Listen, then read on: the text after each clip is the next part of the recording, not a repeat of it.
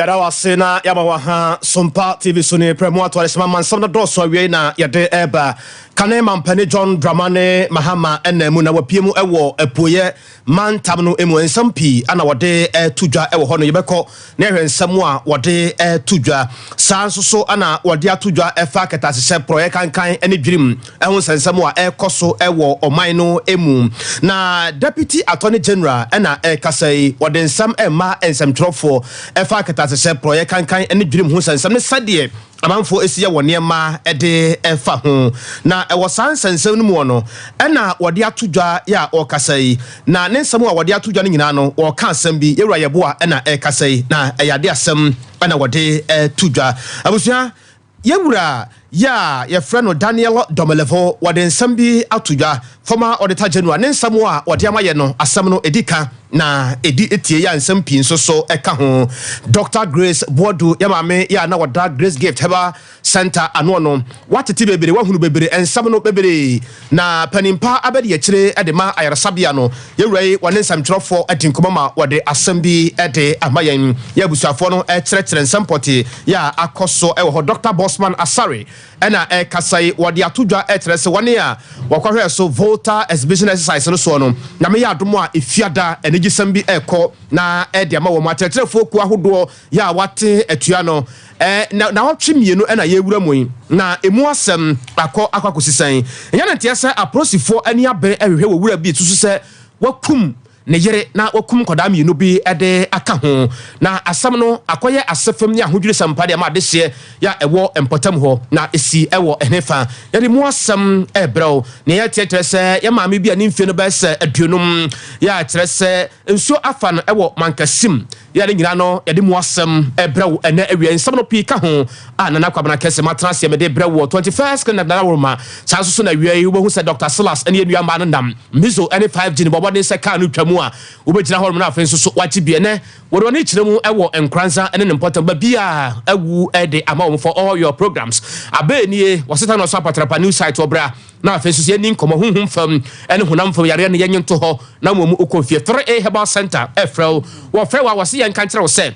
wadi koko aduro na nkasa na abadwa so ya chese ayem tim sisi yade ne koko no ebeyiwu na efrel. Of course we are the fastest internet in the world, cloud internet in the top high. One yenu anu Love FM ene di enhwanimu wanda roma ya trese awie wo hwe Sompa TV no yenu anu ya ewa santimanta crop okumasemo fabi ewa Sompa 93.1 FM Sompa 93.1 FM se woko bro na poye FM enso ne mpotamo nkwaza tachima ne mpotamo a yenu anu fabi ewa Sompa 90.7 apamda danum ekuramu ewo ho sanso so na woko half na afenso bro ne mpotamo a ekua nyako abro no ma chame ni mono abusuafo no so kuramu ho ayigna ya kabomu ya information centers bebre tayachi ya kamo so ya live all the social media handles into join here hono mo a de ko bia so ya de ebeda ya shan sam no ase kane mampani John Dramane Mahama enamu na ya nyina yen kamo me ya chekere Ghana ntoabo no na wade akopiem ewo apoye mantam no emu na fo mienu aprobo na wokro ensampi ana wade atudwa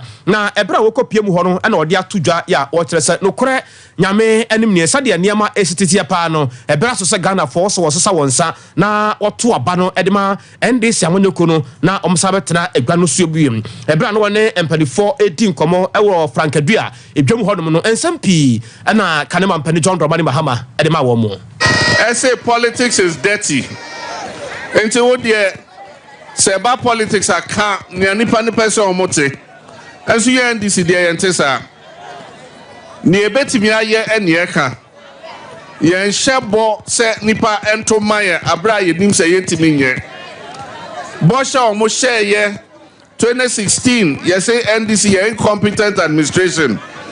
na ye nim amambuo enti enkotra nchen na omomra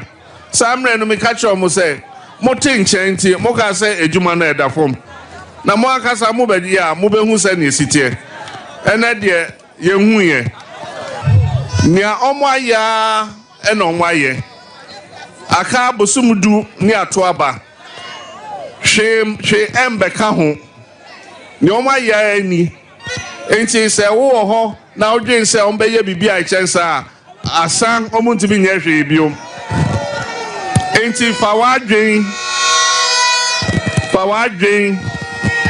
fawadwen nato abano send yourself ata wo hwe your constituency ha nyina empuntu a esombu bia ndisi abreso ene nyan Kanema mpere John Dramani Mahama na yetene kan sansem wo nyina no yenua ba ma kwabra nyakoya a osi anam ewo epoye mantam mu no odi ewurachi kwabra afisia pa o afi komete menua ba ma na apom tesen nakopon adom odi ache sesei mo kire he fa na ekode na ekoso odama sabia me no kasa ni de Kanema panyin John Dramani Mahama a otu franka de ama ndi samanyiko no wa be piem ewo Koforidua Zongo o ne yana nanu mozam edi enkomo na ansana mpono be piem ewo ha no na ene anope no watimi ahia yempanyi asofo wo eye Koforidua ahanomo eno mu edi enkomo horo bebre efena ni so de hu ani polisa de omanga na so ye bobre ene yetebia etie na ne kasa yemu no de kan ede atudwa echebe se nukure ni ye hwe se ne amamo wi kwa enkoyi esanse ene corruption perception index kwa bebeto edwa no ho popo ye ede de pefe se gara mapanyi na do danko kufu ado ene ba homia aban no kata se de proye omudemu akotele papa aban no enye na so ye bibi atimi afa ho ene to ahye asofo nyina ebo se oba obahwe ne kata se de proye o my god na akoye yale bia yakwa na so ye nya ano apomrese bre no yatimi etuso esa wa mananso a osanso kasa ede free SHS dwumadi a ekoso my god ha no chema dwumadi ni de se okase enya na sebe wakokoye panyimbo da so oboa na emum no nyema wuro bebre ewo ho a etese empanyimfo etimi eye nsakraye ewo mu se na beboa ama botente panyimfo ede baye no mu se etumi aka esa so ochema ne hawuro pina na bomu be ya adusuafo ebetena bodi diemu ani mpono sika ban ede maskus ahoro no entama ekono ne nyina ya de bi ha dweye pa nti okase so dua se odi yawo ese aban wei eye e blocks ahoro a ye na dwe so hya se o mangana ne twoni ne twa so no aban wei eba ye no wa ye se wa bomi fita duku a wa na dwe se schools adan no ne nyina enka enwura mu na ne kwakra no ena osanso ekasa de fa adwuma eho akwa atwe wo mangana mo no chema 24-hour economy order to na no ewe ne tuapia no eye bibia wa sheda tena se adwen ho ne economy fo a oma ben ewo ye esikasam totiemu atimi asinkonya ansa na waba abotira bebeto gye no chema 24-hour economy no ebeboa amadwuma ebu sanse ebi eye adwuma anopa ewia no ne bi nso ekọ anadwo da suomu eno no ebeboa amabibe na atimi anya adwuma aye se na beboa mo magana so enyama betima akoso ye edamanye sabam no kasai tinam di kan ekan no oni ya nananom mozami fonso edi komoro Koforidua Zongo eno akire no obobo de ewremu abu akwa no for bato pesu asokokantumi akwakohye kokantumi hene eno akire obabu ewremu akokopiem ewa homasu eno wabegoro ne potamu na wasanso bepiemu ewa achim ayi jutem eno wafa tia kwa south mesin emu ne krakra no nyina no obasa bebewie ewo Koforidua hanom obra oni constituency executives ebehia ene wobra abo nunsia ede ekoni chapobone de mekase guso ekoso a bibia ekoso toti mo eni adwuma yenu aba makwabana nyako ne etene nka ede fire epoye mantam no emuno na mayensa nko atoye mantam yewura Mahama wasade nsembi atodwa ewo atoye mantam ne mu ninga no eye eko ketasese proye kanka ne dwirim ho nsansam ene aban sede nani si abre ene niema wo ye a Kanema mpani John Dramani Mahama susu se enye ne ko eno no efise asam no wankasa baabi eda no aban enye na adwen se o ka asam no baabi e woni mom na asam no wo hya ase afiri baabi e ba ne sanso da ben na obeduru asam no ho woni asabi wo ho bom ni ade nyina no eyade a aban enye na adwen se obetu na papa bia e de afa wo ho na nsen corruption perception index ho ensam wa e ba Ghana baabi a yeda ene amaman ahodo be se oha aduwotwe na Ghana to so aduoson ni ade na we nyina eye nsam wa etrese ketasese ekon no Ghana ye wachire ne ye wakwa ye pa bie mu nso wasade nsam bi atodwa atirem se maame Cecilia Blada pa ho nsensam sika ye kofa ne fie ene mu nsam special prosecutor ba mu ye ko ye basam ayenwantanwona se makaba oto animu na akire mu amoa uhu asam no ba bi potia ye twa asam no de afa eru asam ni a company called SML. The government regulator for the downstream fuels sector is MPA. MPA have put in place a mechanism for monitoring evasion in terms of taxes on fuel. The Minister of Finance, who is the President's cousin, asked GRA to sign another agreement with a company called SML to do exactly the same thing that MPA is doing. And they are paying that company for doing that. They pay them almost 20-something million Ghana cedis. And they are not satisfied. Now they want to expand the corruption. So they sign an agreement with the company and say, oh, every oil that we export, record it so that we don't lose anything. Meanwhile, there's already a system in the oil industry for making sure that Ghana gets its fair share. And he says that for every oil that is exported, we'll give you 75 cents on every barrel. And he says for every gold that is exported, we'll give you 75 cents. So monitor it for us. And so this is a company that would easily have run away with about $100 million every year for no work done. And I mean, you cannot fleece a country like this. One would have thought that the corruption cases were enough, but it's even made Ghanaians numb. Now Ghanaians are not surprised again. The corruption does not shock Ghanaians the way it used to shock us. Today when there's a scandal, people are like, oh, because they are all tired. Everybody is tired. And so even in the twilight, when you are about to exit office, you are still coming up with schemes to steal Ghanaians' money. But I say that this won't happen. An NDC government under me will not accept or recognize this SML agreement. Hama and Yetin Kana, Aqua Catasa, and one sense some number so my deputy attorney general, Yura after Chayabua 18 Como. Ama Yabusana said, Sadi and Samno Esika Kakwania, Diana buying Manfopi, Edinsa, etc. such as Sadi and Nisi Abre. Nanka was a bre ebrosano, Omuhunu sa efa a kuaya was why our catasa Purakan dream huno. And what I said, I didn't be able to see a pa ese, or be a crano, and ye not being said. So who say be a smith and so benti eh ya de bia, sa de na woyeno, would it to took catasa Purakan dream hua, a fa pepe, Nessa yentin a catasa. Purakan dream na smith and so benti or ye, will be a quanya not being said, who share and you may crowd where I did to me a mom, say a bia say, be a coso. Na eyadea ema oman ehwiri sika e wo se de sa nipa no ko gina ho no obi agye na hadwen kura sa asem sa na so wo benti aye ka no ho asem se wo wi sika no wo de na ekọ ho no ba na sa no na e hadwen. Corruption is a two-way affair. You have the giver, you have the receiver. The giver, if it's reported and he can be arrested and prosecuted, the receiver too can be investigated and prosecuted. And so if the giver realizes that upon complaining, he can be prosecuted. The only thing that he can do is that he just keep quiet, go back to his home, and then tell his friend. The friend will tell a friend. Then it falls into the rumor mill. Then what happens is that people just become that kind of perception. The person who has received it, because he knows that he will also be prosecuted, definitely will not go and report himself to security agencies. People are not ready to report corrupt activities, but people are so comfortable going to the rumor mill, just trying to tell others that the system is so porous, the system is so corrupt, without reporting and without giving evidence to the agencies. So if you look at the media landscape from 92 to 2024, look at the total number of radio stations that we have. Look at the total number of TV stations that we have. Look at the total number of newspapers that we have. Because there's also been a kind of expansion in the media landscape. Every single rumor finds its way into the media landscape. And it feeds into that system also. And so if you are comparing this year, as against perhaps maybe 2010, 2008, you may have to look at the dynamics. And it's also purely attitudinal. Are we ready to change our attitude?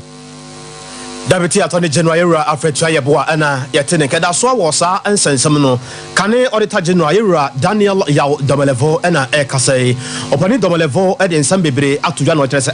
na Ghana pa wadwene ho yen wonte ase ba bia de ntene yen pese asem no ye beka no kore na ba bia wo sa asem ye ka na nipa wanye na dwuma ye ka tire na asem no ye de ngonwan sa asem no da obi atifi na ye pese ye tambeto obi na afo sa asem ye ka no fufuo mehene ene ye yie e ba na sa na hadwen mampani ne na do dan kwa kufu ado na wo se de so bo no e bo no. It is not the laws which are going to fight corruption, neither the institutions and the persons only. We need leadership in the fight against corruption. If there is leadership in the fight against corruption, it sends the signal throughout the system. I keep saying to people that in public financial management, issues relating to public management, it storms at the top and then it drizzles at the bottom. If there is no storm at the top, if we are not addressing the issues at the top, like Lee Kuan Yew that he's referring, they decided to hold the bull by the horn, not by the tail. We are holding the bull by the tail. We are looking for small flies to use as examples of our fight against corruption, instead of holding the top officials who are wasting, stealing, and disbursing billions of our money. Yes, these institutions have been put in place, but they are all weak. The office of the president has demobilized the office of the auditor general. You see the disallowances and the surcharges, which are the mandate of the auditor general, going as expected. The accounts have a proverb that Edua anansi ediewuno entinkuma entransi entran asie entonko. So others are deterred, or they fear for themselves that what happened to me may also happen to them. Go to the special prosecutor. True, we have the office of the special prosecutor. Has it been effective? From my point of view, no. It has not been as effective as it should be. Kane Auditor General Era Daniel Yao Domelevo ena yetene nka wi apram to be kase Sompa TV so na aguso awohwe ye nuanom ekremu e wa Santemanta Kropo Kumasem e Sompa 93.1 FM wo ko ahafo na afen so bono ene ne mpotamu akwanya akono kremu e wo Sompa 98.9 wo ko bono ne poye fam so a Sompa 98 ana se Sompa 90.7 eno so apamdada ene adanse ba no nyina ekremu e wo hoye kuya ni mu wo ensam fofrom abuso yedro manfo so a na yakai yanom ene sen wahwe bi wakenkan bi watibi na ebra wote ye na obusa ho se ede asem pa na asie mi wogide mapa se wenye de edikan ya mekenkan de akira mo watibi efri se panimpa ede ma ayresabia watu din se Grace Gift Herbal Clinic ya agidin e wo Ghana ha no ne ene baabia no panimpa ya woda no eye Dr. Grace Boadu mame ne ho nsam no abaye bebre na ena no pai ade acha bia dwumade no so no o ma hwen ya wo adubuache ene mpanifo no bi edi enkomo panimpa abede ya kire ede ma adwumakuo yi edi enkomo yewura Emmanuel Boadu ama o ma hwen ya adubuache busa ne se ensam no de akoye deja obia ne de wo ka kise asori bu ha wote kura na wo se afem ya maame ankasa Dr. Grace ede e pa ne siye and the bro di wajishani mu na dini copy South Africa na so kusuya de na wasaba that's 2024 na I saw ko adefo from so be do on the 28th fa yekosi ada we do airport 10 o'clock e ko find the airport na dini ba fi ni busa no kaso no ka South Africa Ghana ni ida ya Serbia or transit to Ethiopia into Manebray.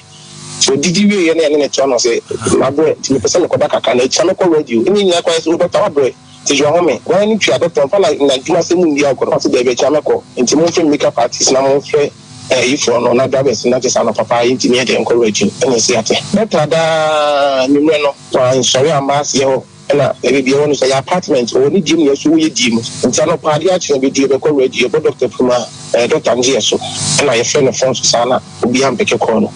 I mean, I'm sure Kakra.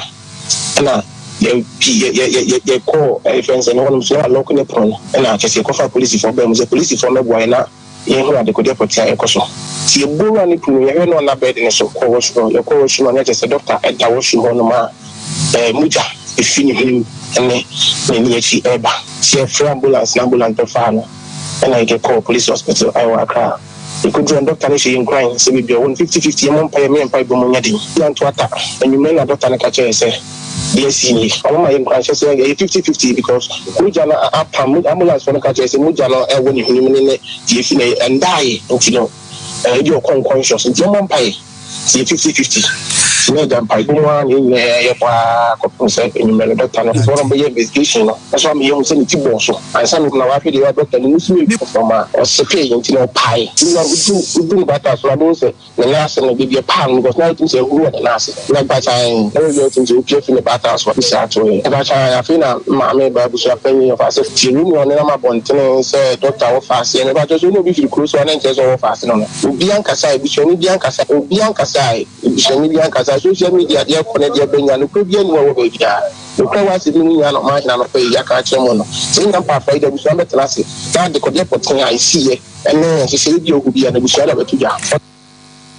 Abusanfo ya mo hwe TV no so mame ya sabasa de atoso mame ya won se krata bi eda mfimfira mame ya de atoso mfimfiri no ene ye krata ɛtumi sɛ aba nsɛmtwerɛfoɔ nso so yɛnsa aka bi na ɛyɛ adeɛ sɛ Dr. Grace Buadu ɛyɛ nokorɛ sɛdeɛ yɛateɛ no wafiri mu yɛakyerɛ sɛ akɔyɛ asɛfam sɛm paa abusuafoɔ no akyerɛkyerɛ mu sɛdeɛ nneɛma ɛsi ɛkɔyɛ ne ne panimpa abɛde akyire ɛde ma adwumakuo yi yɛwɔ Emmanuel Buadu ɛdi nkɔmmɔ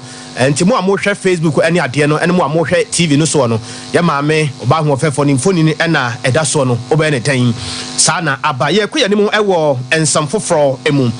na 2020 no wɔn a wɔkɔhwɛ exhibition exercise no soɔ no na kyerɛ sɛ wɔn atiamu atuhu nya adeɛ sɛ obia agye wɔn soɔ ɛkyerɛ sɛ wɔn ayɛ adwuma ma mfifire apram wɔn nanso so no yi si no enya ntua wɔn ka na no aka ho bi ma nsɛntwerɛfoɔ na yɛ ebusa sɛ na adɛnti na 2020 mu a obi ayɛ adwuma na wɔsɛ ka utua ne ka saa mekwa ne renta so light bill ne adeɛ water ɛho nsɛnsɛm bebree nipa no wɔ yere ɛwɔ mba na ɔbɛda didi yɛ ahyɛ sɛ saa bere wunya ntua ne ka no ɛno ka ho bi ma yɛne yi si no abɛde akyire panim paa yɛwura Bosman Asaro edi nkɔmɔ busa na sɛ papa hesɛ no ɛka no ɛkam anasɛ mu tua da bɛn na mu tua wakyerɛkyerɛ mu payment of it. We understand that the problem the commission has been having is that a number of the people we engage, they bring wrong bank accounts. That's the challenge we've been having. And the exhibition we did recently, you go almost about 20% of the people, their bank accounts are detailed. And now the challenge we also have with the banks is that once you send a payment, if about 2% of them, their details are wrong, the bank doesn't honor the checks. By our processes, we don't do tabletop. No, we've gone very far as a country. We think certain activities must be in the historical that payments have started. So a number of them should be getting their money. So we have the money. That's why I said the problem we are having is because of wrong bank details. But as I speak now, those who did the exhibition, almost about 95% of them, the payments have been sent to the bank. So we do expect that by tomorrow, tomorrow is Wednesday, by Thursday, Friday, people should get their money. No, once you don't receive that, it means there's a problem with you. Contact your district officer, district where you did the work. So we are working on, we want to make sure that we pay everyone. Yura Bosman Asare Penimpa abedi akyire ewo yi sinatan ye na yete ne nkanti nyame ya adomo a o maye nefu amiensa wotesa na woka wukwada ya wada ene fia na nti ya hwe ni mu se bia nyame be ya adom na otena be ko na wiye no anopa no nsia kase ne se wiya na sa nwumre de no ye be si bia so so ye de ho asem ebebrɛw na yenko ye ni ewo akyerɛkyerɛ adwuma no mu yaka ade akyerɛw se Teachers and Educational Workers Union tewu ene ni nuanom a eka ho omo wo atuatie mu ya kyerɛ sɛ omo nim da pɔte ya ombesan aba bekyerɛ de bie mu ne nyina no ɛyɛ sɛ wɔntinka bi mu ate aka mu a aba no titi ne tiri ho akyɛ aba de meba aba ne twene nyaase nya ya kyerɛ sɛ omo kyerɛ sɛ ene omo betena fi sɛ nkɔdaa no ɛbɛhye o sɛ nkɔdaa no ɛbɛyam o nkɔdaa no ɛbɛbere o nkɔdaa no bɛtuntum o omo de enye omo asɛm efiri sɛ ɔpani bia no sɛ bi na katua ɛfata no na esidan no ma yɛ adwuma na aban no ene omo edi saa agro no saa agro na aban no omo die no enya de sɛ ɛsɛfata dasani bia yenye ne saa ba bia ɛma no enye yie nye saa yɛ nti omo ka kyerɛ aban ne sɛ na wɔtwe mienu ne yɛwura mu yi omo pem kɔ omanim ene sɛ mfie wɔ ha kora omo betena fie kɔ pem sɛ sabi ade a omo hia omo sika ate aka mu ene ade kode a omo hia no aban de ba omo ansa no masa akɔkyerɛ ade bia mu na ɛba asa no sɛmtrɔfo yɛ faatira na yɛdi nkɔmɔ yɛne Rob Benjamin Kumsa ɔno na yɛ vice chairman ɛde matewu ɛdi nkɔmɔ busa ne sɛ ɔfa Kumsa sɛ no deɛ mo kan na wɔtwe mienu yɛ yɛwura mu yi adwen foforo bi aba maso da yɛ foforo bi ana sɛ deɛ mo gyina na mo gyina the place empty. And why it's affecting basic school? Because in the university here, we have teachers who belong to the various unions. We have teachers who belong to TEU. We have teachers who belong to senior administration. We have teachers who belong to FUSA, that's the Federal University of University Senior administrations. So these are categories of staffs and teachers who belong to the various unions. If we put it together, I can say about, we have about almost 40 of teachers. Comprise the KG, the primary, and the JHS, the cleaners and the gardeners and the security men, and the basic school doesn't comprise. It's a big school, and probably the people that you are seeing around are people that they form trees. A little dispensation has been granted to them because of their peculiar problem they find themselves. So actually, those people that you see around, they are the Form 3 students. The school has been closed down for almost 2 weeks now. as we have been talking to most of the medias, we are expected to meet government somewhere Thursday. You see, as we are speaking, the issue was about two. One is about condition of service, which per our engagement with the Labour Commission, a solution has been found. But now, the other one that we are looking at is the Tier 2 pension. And you know, as Tier 2 pension is for all employers, including even teachers in the school,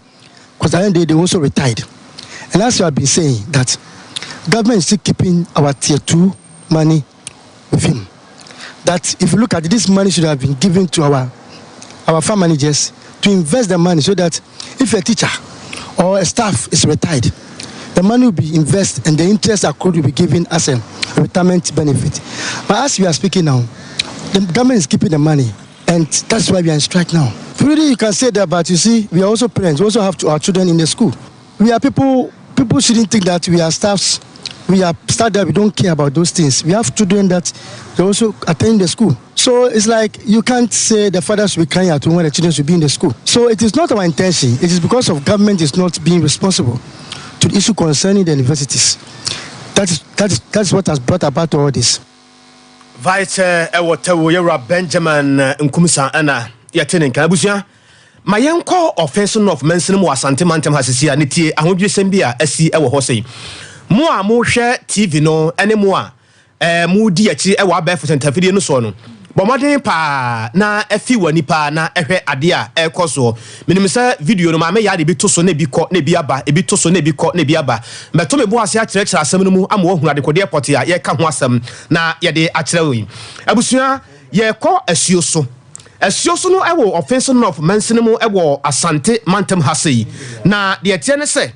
aprosifo ani abre tenten ehwehwe owura bi a wonya mfinsia no aduasa ya woye Messi ni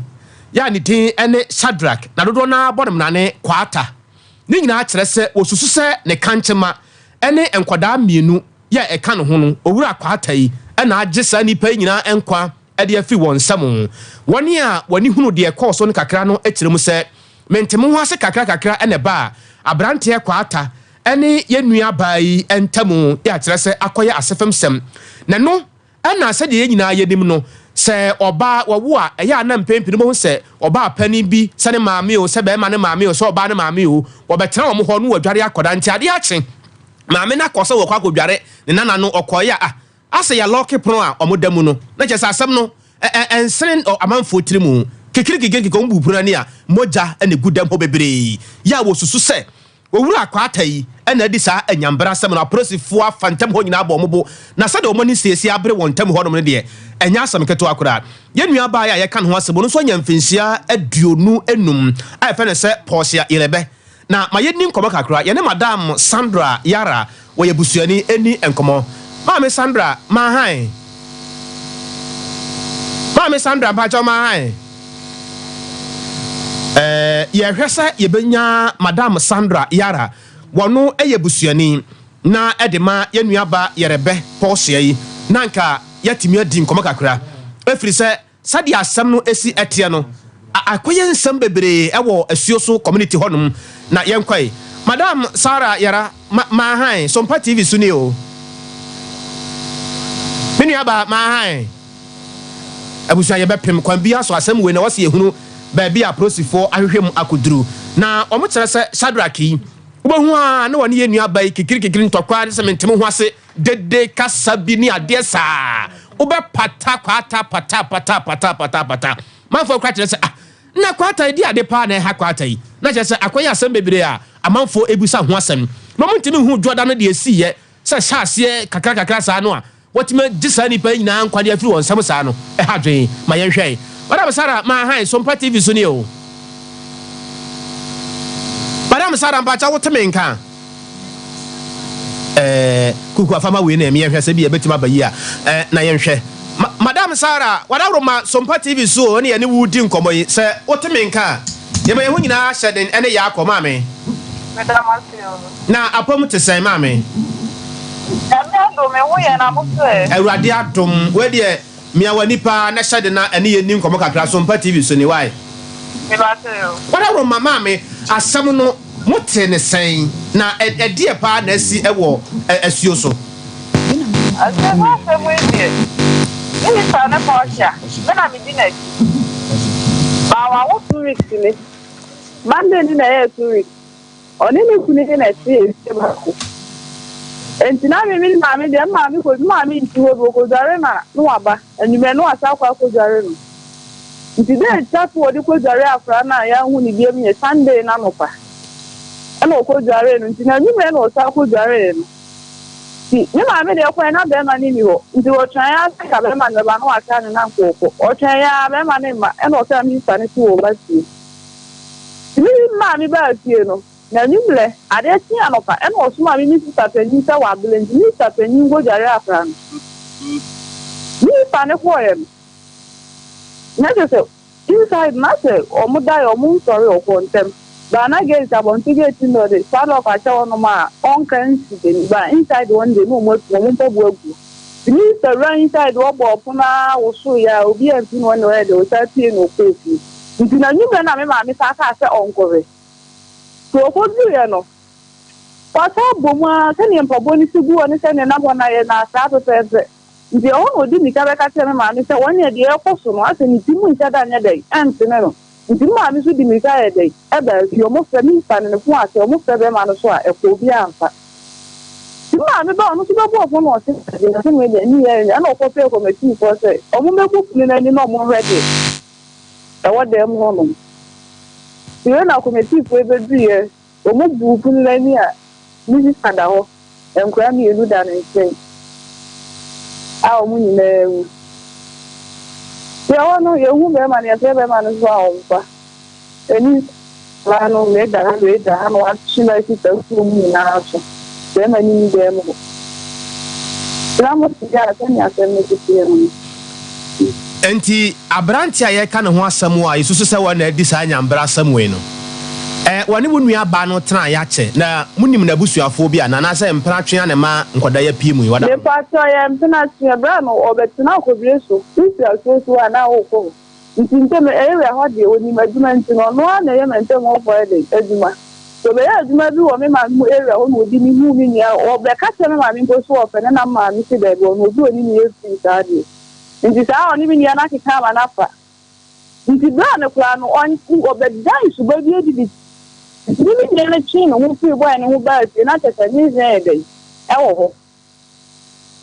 ana okọ be ma no ho no ni be ma ntia nti o mu bro nya yi mu fa no mu tu fi we bi o mu no ana o mu ba efie na o fie no ko mu si fie no mu na fa sa wa kwa na ho no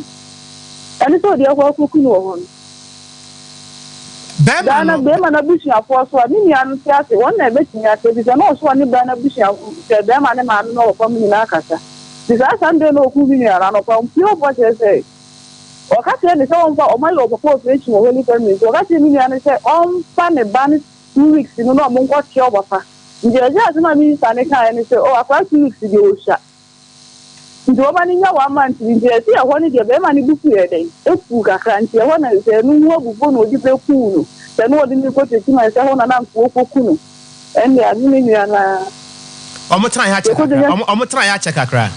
omo tena be 1 year mo en wone na wo ba ko na omo wa akwala foforo ka ho nya sa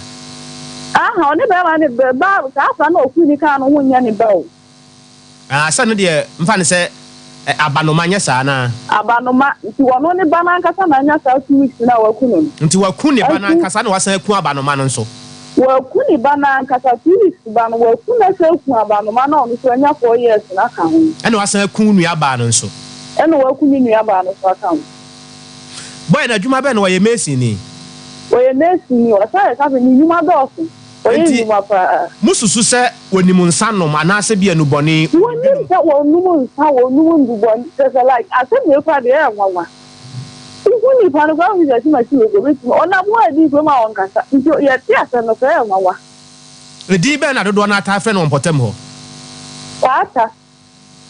wonu ya ba no mfoni na ye hwe no ye hu se wobutu ho ya woda moja musa ne mene no twa ya na se wotwa no kwachi wodi arda we ayi omudi tutu na dress pink blouse de onse obutu wasa no wodi bone mo maso wɔn da ne bia ne mo ma hɔ ne nyinaa de ɛna ɔsaade sɛ go on the six and mini ha on the atom like mo ha sɛ match bi da o ɛna ɛsɛ kan na odi twa ne hɔ no whatever ma baabi a wɔn wɔ na ɛyɛ new site na ya bibi kɔ so saa nim sɛ ɛwɔ mu sɛ yɛ nua ba yi wɔn ka tia so bi a wɔde bɔ na bi a wɔbɛtuma teɛ mu kakra ɔhɔ yɛ new site wɔ ho ɛyɛ new site ɛna sɛ na wɔn ahyɛ da no sɛ wo wura dem na sɛ wo ka wo gate tuma obi yɛ obi wɔ inside hɔ a wɔnte wo teɛ mo empie wɔnte oh efie no nipa anka bi ɔno obehu sɛ bibi kura yɛ mi nua no sister bi ti bɛn ne pa ba sister no so sister dey no ni kunu sorry ntɛm yɛ dɛ ekɔ ba bi so ɔmpa nimɛ na ɔmo ba no metie case ne so nse se bibi sei na akɔ so na nkɔdaa no so kwan bɛ na ɔfa so a wɔkum wɔn nkɔdaa ne deɛ me maame mo kɔ hospital ɔba ɔmo kyerɛ sɛ omiamia ɔmo mene nkɔdaa no mmienu so omiamia ɔmo mene omia ɔmo nti mo kɔ nso na nkɔdaa nso mogya ɛwɔ ɔmo hwene mu saa nkɔdaa ne deɛ hwini ɔmo hwini ketewa ne deɛ ɔda hɔ saa bɛrima no so 4 years no so saa ɔmo nyinaa yɛ bɛrima saa na ɔmo deda mode maso toto fam a de ade na mote de ade paa na mote wɔ kurom a mode maso toto fam a yɛ deɛ nte bi like that kulo na no ɔte so no bɛrima ne te so no ɛna sɛ ate sɛ yɛsi wɔn nyɛ sɛ operation to sɛ dɛn saa nneɛma bi sɛ bi kura kasa no like ɔne ne te bɛn si a no ɔtim nneɛma bebree na ɔyɛ ne dɛm wɔ na sɛwura ne ho tuu no yɛso ɔtɔ akokɔ a ɔntwa ne ti ɔtim akokɔ no kɔn na wate ne no wapetepete mogya wɔ dɛm hɔ ti bɔyɛ ne die ɛna ɔno obi saa wɔ yi yɛsɛ dɛ nkyɛ ɔbɔ ase nipa no so bɛka a wɔsi no ɔne ne kunu te obi a wantu ɔsi mekum wantu mekum no ne ɔsi saa ne nneɛma gya ne nti bɛrima ne deɛ ɔhɔ ɔnyɛ nipa papa sɛ na ɔmo sise no so ɔkɔ baabi a ɔsesa ne di kɔbere su no a na ɔwɔ no ɔsi afɛ ne sadrak ayarega ba ɔba asuo so ase esu na ɔde kɔ ata no yɛ dɛn ɛba nti kɔbere su pɔ ne bi ba nso mu na ɔmo na ɛma yɛhu sɛ afɛ ne sadrak nua ba ma yɛ na wase akɔyɛ apolisifoɔ asɛm no yɛ nka no bebree na menim sɛ apolisifoɔ aba mu so de kwan bia so baabi a ɔhyɛ biara ɔmbɛkye no why asɛm a wɔyɛ ne paa adɛn wɔne bɛn ba kan 1-2 weeks wode nka hu ba no mpo mmɔbɔe madam kafra yɛhwɛ de nyame bɛyɛ kana apolisifoɔ deɛ ɔmbɛyɛ adwuma no wode yɛmfi nnɛ yɛa nkɔdu nnɛ no a wɔtwe ɔmbɛkye no kwan biara so why bla radio sɛ bla radio mi gya ne paa deɛ a Ghana kora de kora yɛzi wɔ ne bi yɛnuaba wasɛ asɛm no kora menuaba wasɛ asɛm no kora o wode yɛnyama apolisifoɔ ɔmbɛkye no why ɔmbɛkye no sɛ ɔbaa biara ɔbɛkɔ biara ɔmbɛkye no apolisifoɔ ɔbɛkye no ntɛntɛntɛntɛntɛm abusua Sompa TV so ne asɛm no asɛfem o asɛfem papapapapa ma yɛnto nkrɛtaw no yɛmara yɛba nsɛm pia ka akyirɛ a yɛde bɛsɔ so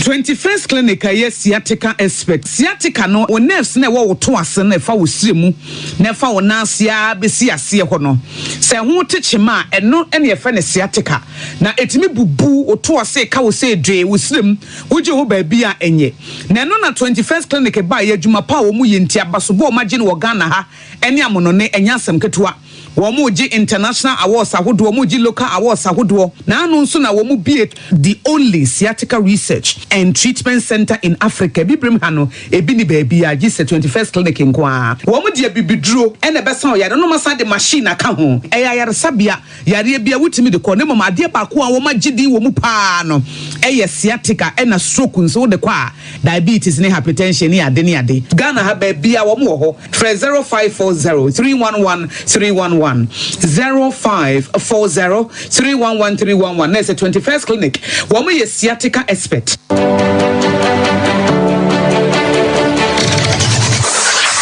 Introducing Mixer 5G Sparkling Drink, a whole new refreshment in a can. Mixer 5G is a tasty non-alcoholic drink. It is a perfect companion for all your events, including parties, weddings, and funerals. It is made with green tea, ginseng, guarana, grapes, and grapefruit. Get refreshed with Mixer 5G Sparkling Drink. For bulk purchases, contact 0246 270 221. This advert is FDA approved.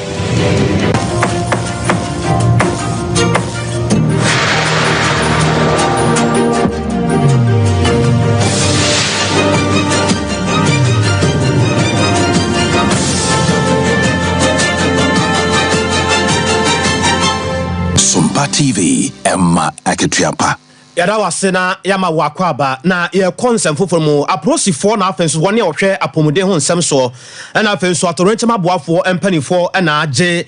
mankasim ya ewo emfanseman ewo mfimfiriman temo nyina abo wonboi ni nyina no eyese ya maame bia yesusu se ni mfie no bese aduonum ene akire eyese asukase bia de efe ne se emisa woche sutade no oyese wo koho na wakosansuo se obeba wo se wo ma wo o ma twenu na awia no mienu abo asema me kan na no benada ya na esiye ewo mankasim ene ne empotamu empanifo kyerɛ sɛ dabi yabere wati akonsum hɔ no wakyɛnte ba ya yenti no na yenkɔhwɛ ade kode airport ama enana akyɛsa omuhu ya ne sɛ ensuo no na emaame edani a woto ne nsato ha no ato ha na sɛ ensuo no na ebubu no ede efa so na akoye asefim ne ahodwire sempa nti amanfo wani boss so saa sɛ omo so kosa nsuo no bi wani boss so sɛ ye maame epre wo nsuo no mu saa no oteatea mu ama ade hyɛ ye wo mpote hɔ no so eba hɔ no na ade hyɛ ye wo adwumaze eba hɔ no ama tere sɛ omo teatea mu a ema empanifo eba hɔ no na enti ade hyɛ no ensam mo we sisi ano na ide yen shada yehu ne bobil anade senti all day bibi oto dam oswa hare osando bi to nsuma se bi ni nyipedua ni nyina la oto nsunu manyipan ebi I was chino dansa no yehu but here is the case aye bain ma yehu ni nyipan nsa pitedua mu ina ni nyipa mu ohye nsunu mu nta ma yanka se yamaadwen aye nan ntawantawa yehu no kwar a owo de wa to nsuma na de pa na azankasa eno mo obebe ko nsunu yentum ni yehu ya bain se yebebo hu nam pabo wa hade nim the watch on so ida hade nta ma yamaadwen aye nya kakra adehye no bi ensem na watena eda so nso wo asuo na afenso eho ensensem no na adehye bi a ewo satwi aburo ene hia ya no ewo akontomra baton pesua no so ewo atoya tifi mantam no mu nso na eka se no mtese omodohoro ka omachi amuhunu daka bibia ye wo wiase ene woni ya waba mpotem ho no mu a wo ye galamse adwuma ewo asuo fanoma ho se no nya de ombetwe ma omokura ntene omo ne omo enya semeketo akura ene galamse fo no so kyerɛ sɛ ombetu efise hɔ no mo wode ene ade hyɛ no so kyerɛ sɛ ema kwan ema muntu kyerɛ sɛ nsuo wei eno a na ye tetetetete ye nananom nsuo o manom a na ne ye so abeto ye ne sidan ena mba ye galamse adwuma ɛwɔ ho enti ade hyɛ no nsɛm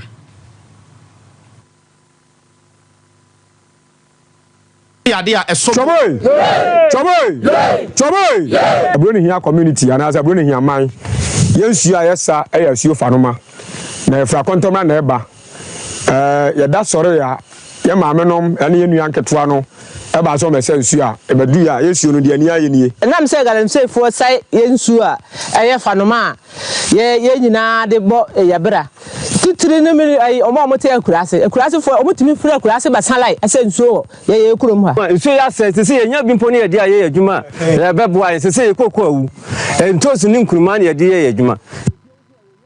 adehye ensam ya wode amaye eno no na eno achi ye boko ye nim kakra amaye ne wohene ya wo sahwi aburo enahia na ko fie ya wotoso amienu na nsam a wode maye nie ese eseye enyenне ache eseya ne ekoka ho asema na omo yi afidie no tra na aniate enokura etekibe 2 weeks ansana ani ne betia atiniate ba be se 1 week needie nsuo na se ekura enam so ma school for omo ba school akuafo ayeye kuku ha obia ntimi nkwafu because okokora nsuo be na abekwa akonom nti yesre empanyifo a omo ka bia ewum so omo mra no mmeboa yen na sam fidie no ne ayi garamse na sesi a omo de abahase no omo mra meyi mfiri ha na yen so ye ho ntoyen de wo si ndi samanyoko no anamu se ne manfo soma no ewo emarase bedwafie ewo ahafo no South West abaton pesua no so eye onabo Abubakar Sadiq wono na kasai ebra na wo ye ahusiesie dwumadie ewo empotam honum ni nyina no ndi samanyoko no kwabata wo ho ena oboaboa ho a wo ye saa adwuma no ewo boantekrum na eno ena wode atodwa ya wo kyerɛ sɛ nokureni baabi a Ghana sese ya duru no entro ene na ede esem a eye ya adwen se ye de beye amanyo semo no se ye koro saa enya de se bebo akura na yente na semo I wish Boati Kuma, Bibia, NDC, any of us. Tina Oberha, NDC, any more lights. To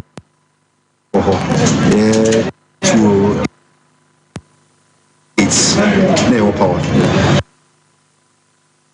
Timon light we MP by and project behind Timon Post. In toilets, maybe also some no Macassa. Modia and Yako, now investments, 50 bucks, Adika, now you're starting project. The bomb price cracker. And we say, 4 cents to Abadi, Nanka Yatimi, I had a moment. Or 7 or more honor. Nabo Sadik Abubakar every year and continue your 1 potem honum so edi enkomo nana kwaku enkatia ya one also 1 potem chese say no kwanya me ni asem open ne ka no obi ka defa ho mbo cheswa ba ene die kura mahu se de die wo chiri no dodo no mbe ye kura wie bento ntima sire me manfo nso se die ona bo kan min kan be because me nso shamae na ebra na ona bo beba ye be ye djuma ye bebo ye be frɛ no nuni mi hwamo na mo ona bo so bo be ya wo nya pepa ene gidi e wo boati kruma se do di ka kan ade ene si ye sit ene obi dia na nso so ni pa de wo ya de na se wa nso ni mu a na wo ya ma na ba se mu anko ti sire mo ono so de wa kan o mu nse bo mfiri ni se gidi enti e se ya ya sa do na bo we are from to broadcast in here Sompa TV so na wani gu so awohwe no ye twa e de agu e wa ba fotentafidie no so Facebook and ni nuanom nyina so no ye twa e de afa ho asantemantamu for fabi e was Sompa 93.1 FM bono na afen so hafo ne mpotamu omukuramu e was Sompa 98.9 ne mo ko e bia bono na afen so na poye ene ne mpotamu honum tachima nkranza ne mpotamu so a omo so ekuram e was Sompa 90.7 na ye koya nimu e wo ensamfoforo emu yeko epoye mantam no emu na wowura bia yesusu se enam ho adwuma ana woye na ba bia wo gina sesi ano de so twedi amponya nkoropon amamu a ene ebeya asem foforo pa efiri se hadwen na eye bibi kire se amanfo bi ato de asene so ama kire se omaprepra no de emu odene pa na yesusu se enipa wato ade ahye owura yi so ya waye ne sai no owura Muhammad Abubakar yi wo kire se ase Nigeria fo bi na aye ne sa Nigeria ni bi a ye freno Mustafa ono na osusu se waye ne sa na wa kire wade ko deport ya asie na mewo enti Nigeria man bi ebe no ko minister fo obo meni profile mo a be 3 times enti mi to form e no mpega me na retire lawyer ni bi na ewo ho enti ono na fa mi call police station ko gi forms mami say mi call hospital enti mi fi hospital ba police station back na ye hunu bio enti ono na ye hia no a ye de ye pese ye de na sida ema no pa cho mi wa gata market 5 years ni mi na mi to na twinam wo inside ono mo no enti Nigeria man nso be brie wo mechi wo abonte be ye 6 months or 7 months ni na always no no oba inside e be pro customer say o na twinam wo ho no mo enti omu ni say mi ma che de da no o de omu ko a omu bisanse enfo na ko no say street nechi na maka se de bia ha na omu ko na oni me ko say me twin customers enti ono oba inside e be pre customers na omu se omu aba me ho na oni me ko na threat me say obekumi de bibia ko yema e ko smooth hospital no ma hwe me fine and also police for no bibia ko commander say yon court enti omu se on the 5th na e be court enti say good Samaritan we retired lawyer no onu na ye hia no na ye de na sida ma no abusia awia de enti a wo se opɛ 5G no enemies no ebi nom eyese ewiase aye kwa aye ba nyina no apomden na nipa edenam sakoba se bia wonam na woni apomden a eya na wankasa wonkwa no egina amanabofo achi ne sa aye nti na yaka ye ho a yɛde enuaba ahodoɔ aya no ne sonko a dwumadie bia se ne dwabo bia se no obi a obidani bɛbɔ saa anonie yi so no hu sampa mo a moyɛ program no sampa monim krom na woyi sɛ ɛte wanim ɛwɔ dwabo bia se no nso a ɛsan ma apomuden ɛsonko ana yɛde asi kromu ne sa yɛnti wo hu sɛ Dr. Silas ɛne yɛ nuamba no mpempi no ɛnɛ sɛ nti mo a mowɔ nkranza tachiman ɛne ne mpɔtam nyinaa no Dr. Silas ɛne yɛ nuamba no ɛde omani akyerɛ hɔ abo sɛ kaa no na yɛ nuamba no ɛka ho a baabia yɛ a wohyɛ bia no mo a moton ensuo ɛne nsa ɛwɔ kwan ho ne ade no mepatɔ ensotɔ monyi bi wo de wo frɛ number no kura na egu ase na dwumadie bi a wudie bia no Dr. Silas ɛbɛgye wo so na wo de anonie ne bi abrɛw dodoɔ bi a wo pɛ bia no wo frɛ Dr. Silas ya na wo nsa ɛka bi 0246 270 221 0246 270 221 wo frɛ ya dodoɔ bi a wo pɛ bia no Dr. Silas ɛne dɔm no ɛbɛbrɛ wo bi abusua ewiase a yɛba yɛ wɔ ho ayaresabea deɛ ɛnyɛ dɛ na yɛkɔ a yɛba yɛdidi a yɛnom a yɛda a yɛsɔre yareɛ ɛka yɛ ho na mmom sɛ yareɛ ɛka wo ho a baabi a wobɛkɔ yɛ a wontu sika ngu na sika a woyiyɛ no wobɛnya so ɛmfa so value for your money no ɛno ne asɛm no enti ɔhu sɛ ayaresabea no so deɛ abu baako a wiame kanfo na mede ma wo ɛyɛ sɛ baabi a mantam du nsia ne nyina ne wiase afa na baabi a wo ya wo hwɛ me na wie na sɛ utie me no mepɛ sɛ me kanfo na mede ma wo sɛ 21st clinic na wɔsa wode wani ɛkyerɛ na deɛ ntia wɔsa wode wani kyerɛm ɛwɔ 21st clinic ɛne sɛ yɛwɔ adagyeɛ ɛne berɛ ɛde ma obia ya wɔba hɔ a wɔbɛgye apɔmuden yareɛ bia wahara wa wo abrɛbo ɛnam yareɛ o awo ho nsɛm o wo kidney na ɛnkɔyi o ne mmom no de obia nim sɛ wiase nyinaa abasobɔde no egu yɛ naso no ɛyɛ sciatica yareɛ no a agidin ɛwɔ Ghana ha sɛ na 21st clinic dawroma ama sciatica edim agu aseɛ ɛwɔ wiase nyinaa no ne sa yɛ nti bɔmɔde na fo ni kyerɛ mo yɛ nkrabata bia ɛbɛyɛ ɛni kasɛm ne ahintasɛm a wo mo ne sɛ ayɛsɛ bia wobɛkɔ 21st clinic ɛna de aba bia no yɛ adwuma no simple nti wokɔ a ade ɛbɛyɛ ama no bi yɛbɛtwa herbal treatment massage papa bi bɛtwa de agu bibia ɛkɔ so bɔkɔɔ ɛwɔ yɛn korabata bia nti frɛ yɛn 0540 311 311 0540 311 311 na wonhwɛ adeɛ baako yɛ ne ha adwen pa yɛ sɛ mo a mo pa mo ade a mo atena se saa efira nopa ye dum light na mo kasa na mo tiatem ni ade na dum light ni ade watena wo to so saa asankafo aya mo ye adwuma ade kɔ akirikiri ni ade no mesra wo bomodi biara sɛ for a herbal center duru a wɔde abadwa so a etu sisi ade ayamtim ani kokɔ ase no wo ma ebi abɛnwo na de ntia wo sɛ wo pɛ bi ene sɛ wo ye adwuma de abo sɛ wo sisi no na emu wo to sɛ de yato adu no sisi ade no enya agigogoro pɛ fie gyadumo e ma na nye gogoro ansa wo de sɛ atena wo so koracha wonom a ebetu ase wo mera emma biemu na ye de ne yentia wo sa wonom bi ene sɛ wonom aduro no na bia koko anase bia wo yam na atimu a wobetimi anom bi atukwan bia ya wo pɛsɛ wo ko ba bia wo pɛsɛ wo ko bia no wobetimi akɔ beduru fie asomdwe mu ansa na de bia wo pɛsɛ wo ye no wa ye ne bɔkɔ wi abɔ me nkyerɛkyerɛ bebre bia wate ase enti bebi pebi Kolinak Dani Heba Misty and Afenso Apidang was a 3A Heba Center when I drew your friend said Coco Mastano and who has some and a walking 0546 107 107 0546 107 107 3A Heba Center when I drew Coco Mastano one Kasankasa and Abba Ejason. Of course, we are the fastest internet in the world. Cloud internet ni top high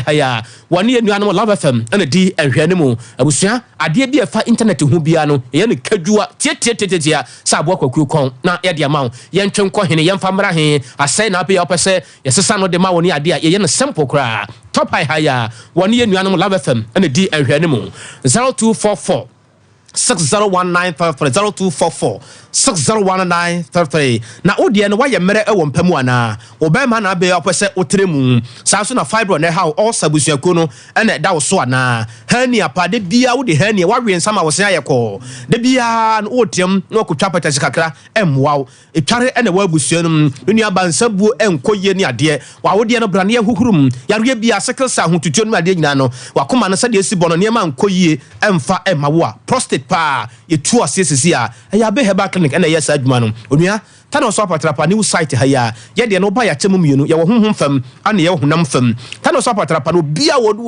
twam bia wo de wo se me kɔ doctor abeho yare bia no wo wa no adura wo kɔ a obedi wasam ɛde amawo de ye honhom no ye kɔ no honhom mu na de ye honam no ya kɔ no honam doctor abe ɛna ma wo sa arishemu no me ba so frɛ no 0243 3453 92 0243345392 na waje so abusua ena wie wo hwe Sompa TV na aseda wo mu no ya de ma owura Asante yeboa Benedict wono ne osamufo panin kukuwa Somua Libya Burger so for mami premier ni akosua ajewa kode boating owura yere mami ya Grace school fees na afenso Sompa didie ene ekoba nom ene dollar no nyina eboa ye ne a ye de bra Asante mantam 45 bi wo Sompa 93.1 FM mo amu wa hafo ne mpota mutie ye wo Sompa 98.9 brona pu ye fam so ye Sompa 90.7 FM na nakwabra kesse be sore so ma Sompa nkomo so for mami premier